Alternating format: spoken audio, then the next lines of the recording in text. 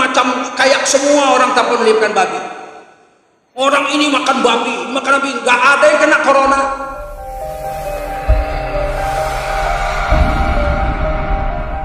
Baru-baru ini Abu Janda nulis lagi. Sejak zaman Belanda VOC orang Tapanuli makan babi. Padahal nggak semua orang Tapanuli yang makan babi orang yang tidak beragama Islam. Betul. Tapanuli Selatan, Tapanuli Tengah itu orang Mendeleng, orang-orang Sibolga itu hampir 100% Islam orang Mendeleng. Nasution, Daulay, nggak ada yang nggak Islam, 100% Islam. Tapanuli juga, Tapanuli Selatan. Sekarang namanya Tapanuli Selatan dengan Kabupaten Madinah. Namanya Mandeling Natal. Itu hampir 100% orang Mandeling Islam. Tidak mau dibilang orang Batak. Nggak makan babi mereka. Tapi ini Abu Janda bilang, orang Tapanuli dari dulu makan babi macam kayak semua orang Tapanuli makan babi. Orang ini makan babi, nggak ada yang kena corona. Yang bahaya itu bukan virus corona, yang bahaya itu adalah orang pakai serban, pakai jubah, tapi kelakuannya macam babi. Coba bayangkan. Berani bilang jubah serban kayak babi, coba ditangkap. Enggak bakal. Coba kalau saya nulis besok, Abu Janda ini mulutnya jahat, sudah boleh kalau jumpa keprok mulutnya biar putus giginya, ditangkap saya, dibilang provokator. Betul. Ini zaman memang sudah dirusak. Ini disengaja nggak kira-kira ini? Sengaja, jangan bilang nggak sengaja. Jangan bilang nggak sengaja.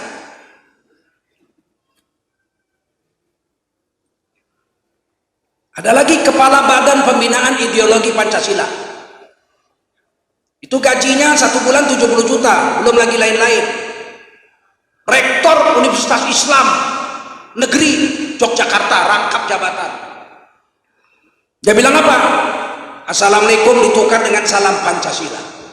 Coba saya tes dulu. Salam Pancasila. Kok diam? Salam Pancasila. Apa jawabnya? Sontoloyo. Ayo jawab. Salam Pancasila. Yang kuat. Salam Pancasila.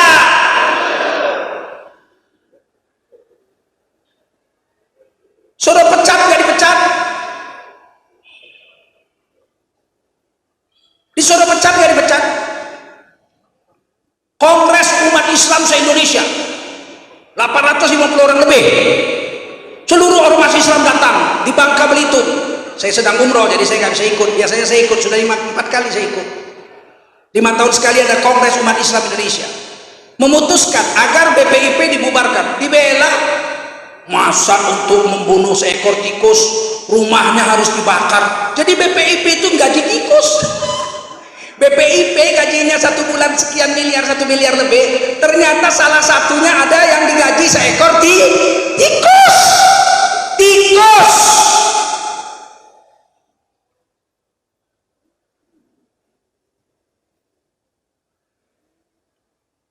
Diakui, jangan gara-gara seekor tikus rumahnya dibakar. Jangan gara-gara ada tikus di BPIP, BPIP-nya dibubarkan. Berarti di BPIP ada tikus, betul? Percaya kamu ada tikus di situ? Gobloklah orang yang menggaji tikus 70 juta sebulan. Setuju? Goblok apa pinter? Tiba-tiba Ustadz terkejut karena ceramah tuh harus adem, Pak. Jangan keras-keras. Adem, kita harus adem. Kalau mau adem masuk kulkas kau. Sama otak-otakmu beku jadi es. Orang agama kita dirusak kok kita disuruh adem. Betul? Ini sengaja apa enggak ini kira-kira? Disengaja enggak kira-kira?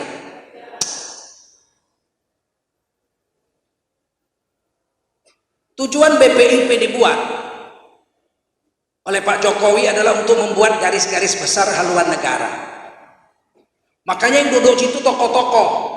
Ada Ibu Megawati mantan presiden, ada Ibu Bapak Tri Trisno mantan wakil presiden, ada Kiai Haji Kang Said Akil Siraj ketua NU.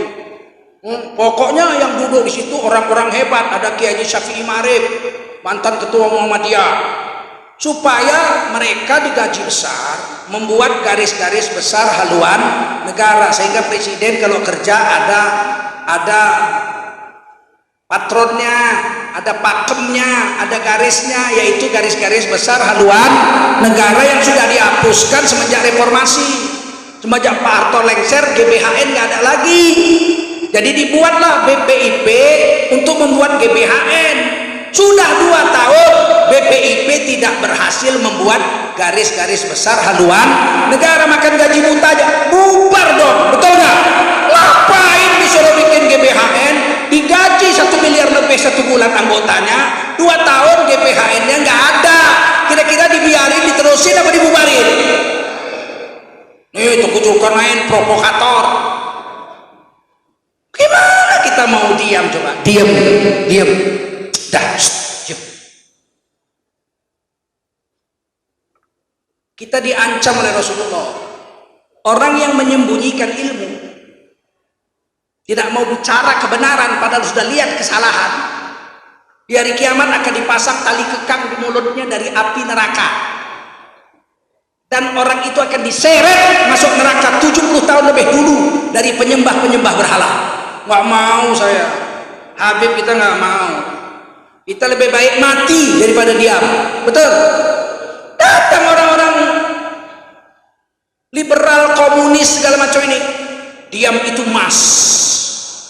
Diam itu emas. Mana ada Rasulullah bilang diam itu emas? Yang mengatakan diam itu emas orang barat, silent is gold. Diam adalah Kalau Rasulullah tidak. Rasulullah bilang bicara yang baik. Bicara yang, kalau nggak bisa bicara yang baik, lebih baik berarti diam itu perak. Emas adalah membicarakan kebenaran. Kulil haq itu emas. Diam itu perak. Kalau kamu melihat kemaksiatan, falyughayyirhu biyadihi, dia harus tukar dengan kekuasaannya. Betul? Fa in lam yastati, kalau nggak mampu dengan kekuatannya, fa bilisanihi, mulutnya ngomong, jangan diam. Kalau mulut nggak berani ngomong, fa biqalbihi, barulah dengan hatinya. Wa dzalika aful iman, benci kemungkaran dalam hati adalah iman yang paling lemah. Bilang, ngomong, iman yang paling benci dalam hati, iman yang paling lemah. Kalau iman lemah, tidak bermanfaat untuk lingkungan.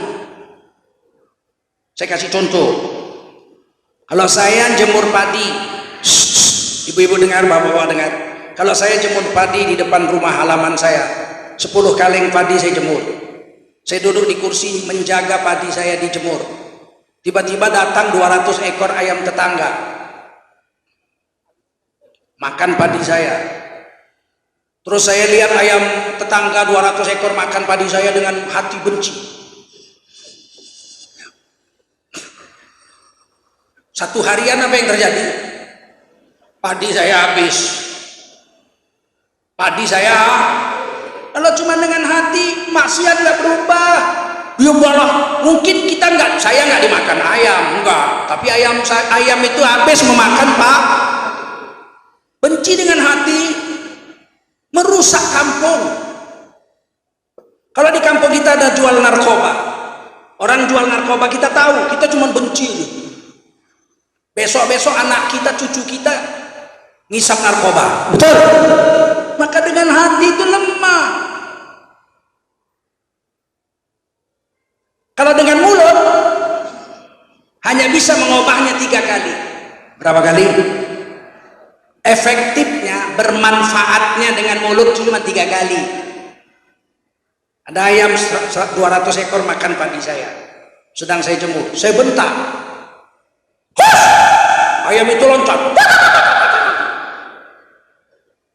bubar. 5 menit lagi balik lagi semua makan. Udah makan ya, balik lagi nih ayam, bentak kedua, dia cuma loncat sedikit, nggak lari lagi, dia cuma loncat sedikit, ya makan lagi. Bentak ketiga, dia cuma noleh. Bentak keempat, cuma aja. Maka Rasulullah mengatakan, man ra'a minkum mungkaran, kalau kamu melihat kemungkaran,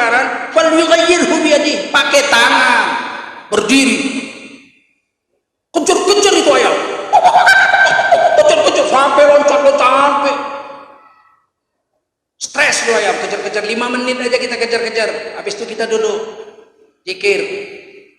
Ayam lihat, oh masih ada sorban. Oh. Sampai sore ayam nggak berani datang lagi. Paham? Berani. Ibu-ibu harus berani. Kalau ada tempat judi datengin. Kalau laki-laki yang datengin bisa berantem. Tapi kalau ibu-ibu yang datengin, tutup itu. Sekali datengin ya 5.000 orang yang datang. Betul nggak? Begitu. Hari ini yakin kepada sunnah Nabi sudah lemah. Kita nggak yakin cara Islam bisa memberhentikan kemaksiatan. Kalau saya tetap aja di medsos saya jawab, saya tulis, biar dimaki-maki, biar dibunuh pun nggak apa-apa. Kalau saya tetap aja saya akan dakwah. Ada orang bilang Pak Tengku diam, kenapa sih? Mudah menyuruh saya diam, tembak aja, dah besok saya diam, nggak ngomong lagi saya karena saya sudah mati. Kalau saya masih hidup, jangan harap saya diam. Paham? Karena kalau diam, selemah-lemah iman.